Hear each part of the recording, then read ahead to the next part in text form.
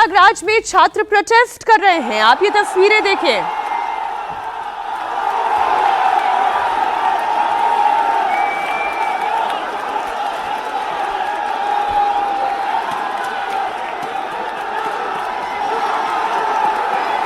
प्रयागराज में ये प्रोटेस्ट उत्तर प्रदेश लोक सेवा आयोग के कार्यालय के सामने हो रहा है। हजारों की संख्या में सरकारी नौकरी की तैयारी करने वाले छात्र आज सड़कों पर उतर आए।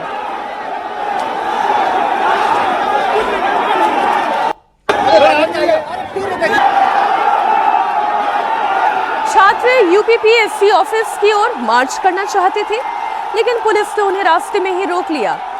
बहुत सारी बैरिकेडिंग करके रखी गई थी, जिससे प्रदर्शनकारी छात्रों ने तोड़ दिया और फिर वो आगे बढ़ने लगे। देखिए, एक वैसी ही तस्वीर आपके सामने रख रही हूं। इस दौरान छात्र नारेबाजी कर रहे थे। छात्र 1 डे 1 एग्जाम का नारा लगा रहे थे।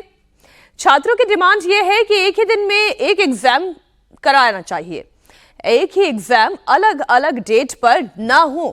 प्रदर्शनकारी छात्र हाथों में बैनर लेकर प्रोटेस्ट कर रहे थे। उनके पोस्टर पर नो नॉर्मलाइजेशन लिखा हुआ था। अब ये नॉर्मलाइजेशन आखिर है क्या, ये आगे मैं आपको बताऊंगी, लेकिन पहले ये 4 तस्वीरें आप देखिए। इसका विरोध हो रहा है और इस प्रोटेस्ट का असर क्या है वो भी आगे आप जानेंगे। लेकिन उत्तर प्रदेश की सिविल सेवा प्रारंभिक परीक्षा और ARO एग्जाम पर क्यों ये बवाल मचा हुआ है, वो सारी खबर आगे आपके सामने रखूंगी। पहले ये तस्वीरें आप देखिए।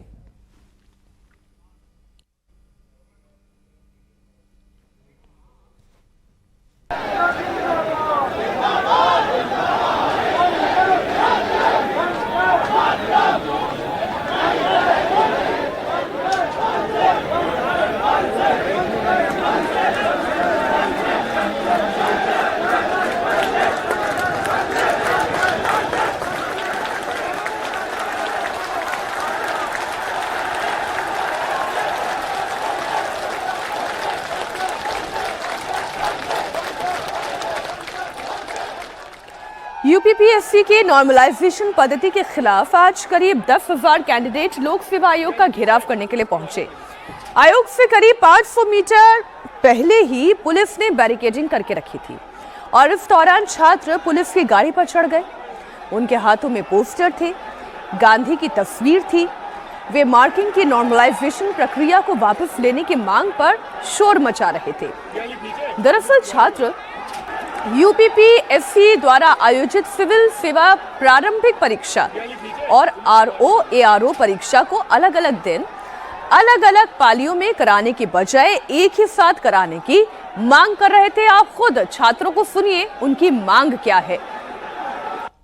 ARO भर्ती परीक्षा और PCS 2024 में नई प्रणाली लागू की गई है, जिसका छात्र विरोध कर रहे हैं। छात्र एक ही दिन सारी परीक्षाओं को कराने की मांग कर रहे हैं। जब इसको लेकर छात्र काफ़ी विरोध कर रहे हैं। हज़ारों की संख्या में छात्र लोक सेवा आयोग गेट पर खड़े हैं। हम आपको दिखा देते हैं कि यहाँ पर छात्र सुबह से ही लगातार डटे हुए हैं और लोक सेवा आयोग से रद्द करने की मांग कर रहे हैं, लेकिन लोक सेवा आयोग की तरफ से अभी तक कोई भी आश्वासन छात्रों को नहीं मिला, जिससे छात्रों का गुस्सा बढ़ता जा रहा है। यहाँ पर हमारे साथ कुछ छात्र हैं जो बताएंगे कि आखिर इस प्रक्रिया से क्या नुकसान है। जी बिल्कुल तौर पे जहाँ पर पहले 150 क्वेश्चन के पेपर होते थे पीसीएस में, तो ऑलरेडी मान चलिए 7 से 8 क्वेश्चन विवादित होते थे, तो उसका आयोग जो है आंसर देता, फिर रिवाइज चीज़ों पर जो है फिर अपना जो है स्पष्टीकरण नहीं देता था।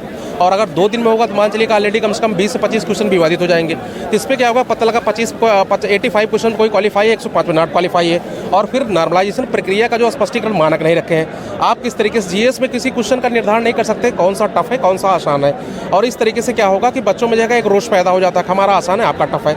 और उसके बाद आप सीसेट की प्रक्रिया में किस तरीके नॉर्मलाइजेशन रखेंगे, इसका कोई उद्देश्य स्पष्टीकरण नहीं है। तो इस चीज़ से जो है क्या होगा, छात्रों के साथ एक छलावा है, क्योंकि आज तक ये प्रक्रिया अभी लागू नहीं होगी। और इस तरीके से प्रक्रिया लागू तो आप देखिए, एक पिछले वर्षों में देखा जाए कोई वैकेंसी आप क्लियर नहीं कराएं, और पेपर जब हो रहा है पेपर आउट हो जा रहा है। तो इतने बड़े शासन तंत्र होने के बावजूद अगर चीज़ों का आप स्पष्टीकरण नहीं कर पा रहे हैं, पेपर नहीं करा पा रहे हैं, तो बहुत बड़ा फेलियर है आपका। क्या वजह है जो ऐसी प्रणाली जो चेंज की गई, क्या वजह हो सकती है? देखिए, अब आयोग का अंदर क्या चल रहा है क्या नहीं चल रहा है ये तो आयोग ही जानता है कि क्या वजह रही होगी, सही वजह तो। लेकिन जो भी है ये छात्रों के हित में नहीं है, क्योंकि फिर आपका जो है किस्मत का रोल ज़्यादा हो जाएगा और मेहनत का रोल कम हो जाएगा। क्योंकि जैसे 2 दिन अगर पेपर होंगे तो आप कैसे डिसाइड करेंगे कि कौन सा पेपर ईजी है कौन सा पेपर हार्ड है? आप इस चीज़ को डिसाइड नहीं कर सकते ना। तो वो चीज़ कहीं ना कहीं छात्रों के हित में नहीं है। कुछ जो नहीं पढ़ करके वो उसमें पास हो जाएंगे और जो पढ़े लिखे हैं वो उसमें अगर पेपर उनका टफ आ गया तो वो बाहर हो जाएंगे। तो ये कहीं भी किसी भी तरीके से सही नहीं है। ये देख सकते हैं कि किस तरह से छात्र किसी भी तरह से पीछे हटने को तैयार नहीं है। यहाँ पर हजारों छात्र इकट्ठा हो गए हैं। लोक सेवा आयोग के सभी गेटों पर छात्र आ गए हैं और ये लोग कह रहे हैं कि किसी भी तरह से हम समझौता नहीं करेंगे जब तक कि ये प्रक्रिया रद्द नहीं होती। यूपीपीएससी के बाहर छात्रों का प्रोटेस्ट पहले से तय था, इसलिए सुरक्षा के पुख्ता इंतजाम भी किए गए थे। छात्रों को रोकने के लिए पुलिस ने पहले से बैरिकेडिंग कर रखी थी, लेकिन जब छात्रों ने बैरिकेडिंग तोड़ दी और आयोग की तरफ आगे की तरफ बढ़ने लगे तब उन्हें रोका गया। दरअसल आयोग ने पूरा मामला क्या है अब यहाँ से आपको समझाती हूँ। दरअसल आयोग ने सिविल सेवा की प्रीलिम्स की परीक्षा 7 और 8 दिसंबर ये 2 तारीखें तय की, जबकि ARO की परीक्षा 22 और 23 दिसंबर को रखी गई। प्रीलिम्स की परीक्षा हर दिन 2 पालियों में यानी कि कुल 3 पालियों में आयोजित की जाएंगी, जबकि ARO का एग्जाम 22 दिसंबर को 2 पाली और 23 दिसंबर को 1 पाली में यानी कि कुल 3 पालियों में होगा। मतलब ये हुआ कि अलग अलग पेपर आएंगे, 3 तरीके के पेपर आएंगे। इसके लिए आयोग ने नॉर्मलाइजेशन की प्रक्रिया को लागू कर दिया और इसी नॉर्मलाइजेशन की प्रक्रिया का ही विरोध किया जा रहा है। यूपीपीसीएस में होने वाले नॉर्मलाइजेशन का विरोध हो रहा है यहाँ पे, जो कि लोक सेवा आयोग ने 1 महीने पहले ही लागू कर दिया। एग्जाम अभी हमारा 1 महीने रह गया है और पढ़ने के बजाय हम यहाँ पे विरोध प्रदर्शन में बैठे हुए हैं। सर, नॉर्मलाइजेशन से आपको कोई आइडिया नहीं होगा कि कौन अंदर हुआ और कौन बाहर हुआ। नॉर्मलाइजेशन स्कोर में जो 90% पाए हुए हैं, किस पाली में अगर किसी एक पाली में 2 से ज़्यादा लोग आ गए आगे, तो आप कैसे ये डिसाइड करेंगे कि कौन आगे जाए और कौन पीछे है? जो अभी तक एग्जाम 1 शिफ्ट में हो रहा था उसे हम लोग 1 ही शिफ्ट में मांग कर रहे हैं, क्योंकि इसमें सबसे बड़ी प्रॉब्लम होने वाली है नॉर्मलाइजेशन की। जो हर स्टूडेंट के लिए इसमें ये होगा कि जो अपेयरिंग छात्र, मान लो पहले दिन 2 शिफ्ट में पेपर होने वाला है, पहले दिन 1000 छात्र सम्मिलित हुआ, उसके जस्ट अगले दिन 1800 लड़के अपेयर हो रहे हैं, तो आप लड़कों के बेस पे नॉर्मलाइजेशन करने वाले हैं। ये तरीका बहुत गलत होने वाला है। उत्तर प्रदेश में सिविल सेवा के प्रीलिम्स एग्जाम में पहली बार नॉर्मलाइजेशन यानी कि नॉर्मलाइज्ड स्कोर की प्रक्रिया लागू की गई है। यानी एक दिन अगर पेपर कठिन आता है तो दूसरे दिन अलग, तो दोनों में कैंडिडेट्स को मिलने वाले नंबर का नॉर्मलाइजेशन किया जाएगा और स्टूडेंट इसी वजह से प्रोटेस्ट कर रहे हैं। छात्र एक ही दिन में एक ही पाली में एक ही तरीके के एग्जामिनेशन पेपर के साथ अपना एग्जाम कराने की मांग कर रहे हैं। अब छात्रों का कहना यह है कि अलग अलग शिफ्ट में एग्जाम होने पर नॉर्मलाइजेशन की प्रक्रिया अपनाई जाएगी, जिससे कि उनका रिजल्ट प्रभावित हो सकता है। छात्र यूपीपीएससी के गेट तक पहुंचना चाहते थे, लेकिन उन्हें पुलिस ने रास्ते में ही रोक दिया और इसलिए उनका बल प्रयोग करना पड़ा। देखिए, अब पहले मैं कारण आपको बता देती हूँ, फिर आगे जो बयान है वो आपको समझाती हूँ। ये देखिए क्या लिखा हुआ है। अलग अलग शिफ्ट में छात्रों की संख्या अलग अलग होगी और अलग अलग संख्या होने की वजह से परसेंटेज नहीं बल्कि परसेंटाइल में स्कोर इवैल्यूएट किया जाएगा। इवैल्यूएशन परसेंटाइल के आधार पर होगा। शिफ्ट में मौजूद छात्रों की संख्या से ये परसेंटाइल तैयार होता है। छात्रों का परसेंटाइल प्रभावित हो सकता है, ऐसे उन्हें आशंका है और इसलिए वो विरोध कर रहे हैं। जिलों में ही क्यों कराई जा रही है? क्या 75 जिलों में डीएम नहीं है? 75 जिलों में पुलिस प्रशासन नहीं है? उन 75 जिलों के डीएम और पुलिस प्रशासन क्या करेंगे? आयोग की तरफ से कोई आश्वासन नहीं मिला है और हम लोग के साथ पूरी तरीके से छलावा है। 2 शिफ्ट में होगा, कौन सा पेपर इजी आएगा कौन सा हार्ड आएगा इसका कोई पता नहीं चलेगा। और जो प्रतियोगी छात्र हैं उनको भली भांति पता है कि 1-2 क्वेश्चन से ही उनका अगर होना है तो हो जाता है, नहीं होता है, क्योंकि 1-2 क्वेश्चन मायने रखता है। और रही बात की जो है कि हमारी 5 लाख लड़कों का एक दिन में एग्जाम नहीं ले पा रहे हैं, लेकिन 50 लाख सिपाही का 5 दिन में एग्जाम ले सकते हैं। किसी को कुछ पता नहीं चलेगा कि किसी के साथ अन्याय हुआ या न्याय हुआ। जिस तरह से पीईटी का एग्ज़ाम होता है उसमें नॉर्मलाइजेशन करके परसेंटाइल का सिस्टम लाया जाता है, उसी हिसाब से नुकसान होगा। कोई कितने अच्छे अंक प्राप्त कर पा रहा है, इससे मतलब इससे कुल मिला के प्रतियोगी छात्रों का जो अच्छी तैयारी करते हैं उनका बहुत बड़ा नुकसान होने वाला है। दरअसल जिस नॉर्मलाइजेशन को लेकर ये पूरा घमासान है, उसकी प्रक्रिया क्या है, इसे समझना जरूरी है। आखिर ये नॉर्मलाइजेशन को क्यों अपनाया जाता है, इसके पीछे के कारण भी आपको बता देती हूँ। जब कोई भी परीक्षा एक दिन या एक शिफ्ट से ज्यादा शिफ्ट में होती है, ये जरा बड़ी स्क्रीन पर आपको लिए चलती हूँ, एक दिन में एक शिफ्ट से ज्यादा में अगर परीक्षा कंडक्ट कराई जाती है तो फिर ये नॉर्मलाइजेशन प्रक्रिया अपनाई जाती है।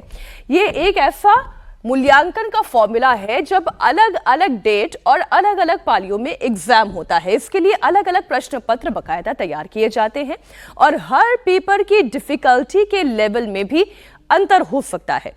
इस कारण से अगर इजी पेपर आया तो उस शिफ्ट के छात्रों को फायदा सिर्फ ना पहुंचे, इसलिए नॉर्मलाइजेशन का प्रोसेस अपनाया जाता है, क्योंकि अगली शिफ्ट में हो सकता है पेपर कठिन हो। इसके लिए आयोग इस फॉर्मूले के आधार पर काम करता है कि वो छात्रों का परसेंटाइल निकालता है और परसेंटाइल के जरिए ही पूरा रिजल्ट तैयार होता है, जिसे लेकर छात्र इस वक्त आक्रोशित हैं और छात्र ये कह रहे हैं कि उन्हें ये पता ही नहीं चल पाएगा कि उन्हें आगे ले जाया जा रहा है या फिर उन्हें निकाला जा रहा है, पीछे किया जा रहा है। अब उत्तर प्रदेश लोक सेवा आयोग ने इसके लिए जो फॉर्मूला है जो तैयार किया है उसे सार्वजनिक कर दिया है। आयोग ने पहले ये बता दिया है कि किस फॉर्मूले से ये पूरा परसेंटाइल तैयार किया जाएगा।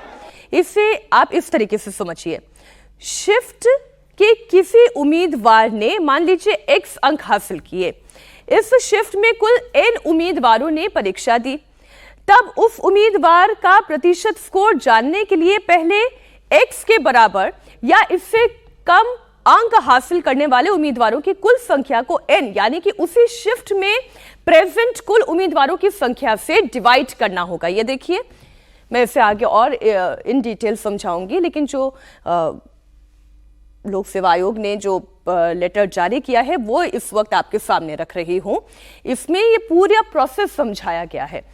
अब 100 से गुना करने पर उम्मीदवार का जो परसेंटाइल स्कोर होगा वो निकल कर आएगा।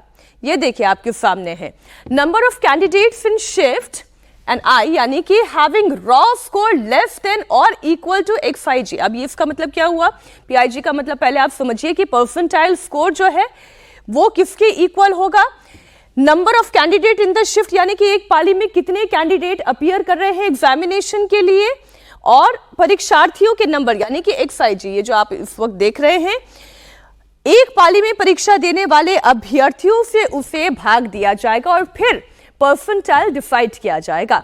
मामला चूंकि छात्रों से जुड़ा हुआ है, उत्तर प्रदेश में 9 सीटों पर उपचुनाव हो रहे हैं, मामला राजनीतिक रंग तो लेना ही था, तो ऐसे में सियासत होनी भी लाजमी है। समाजवादी पार्टी के मुखिया अखिलेश यादव ने इसे लेकर बीजेपी सरकार को घेरा और कहा कि युवा विरोधी भाजपा का छात्रों छात्राओं पर लाठीचार्ज बेहद निंदनीय कृत्य है।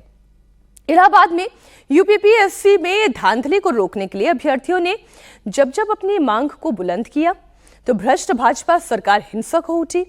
हम फिर दोहराते हैं, नौकरी भाजपा के एजेंडे में नहीं है, हम युवाओं के साथ हैं। हम यानी कि अखिलेश यादव कह रहे हैं, वो ये कह रहे हैं कि हमारी पार्टी युवाओं के साथ है। युवा कहे आज का, नहीं चाहिए भाजपा। ये लंबा चौड़ा पोस्ट उन्होंने एक्स पोस्ट पर डाला। ये जो लाठी चलाने रही है सरकार, याद रखना लाठी चलाने वालों, ये जो लाठी आप चला रहे हो,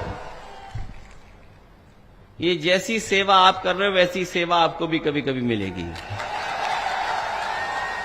अभी इलाहाबाद में सुना है लाठी चल रही है, वहां पर यूपीपीएससी वाले नौजवान छात्र अपनी मांग को लेकर के गए, उनको लाठी मार दी, लाठी मार करके दबाना चाहते हैं, और इसलिए दबाना चाहते हैं इनके पास कोई नहीं बचा, अधिकारियों के अलावा कोई इनके पास नहीं है, जनता तो है ही नहीं। और अगर जनता इनके साथ होती तो क्या बताओ, बीजेपी के नेता को अपनी वेशभूषा बदलनी पड़ती क्या?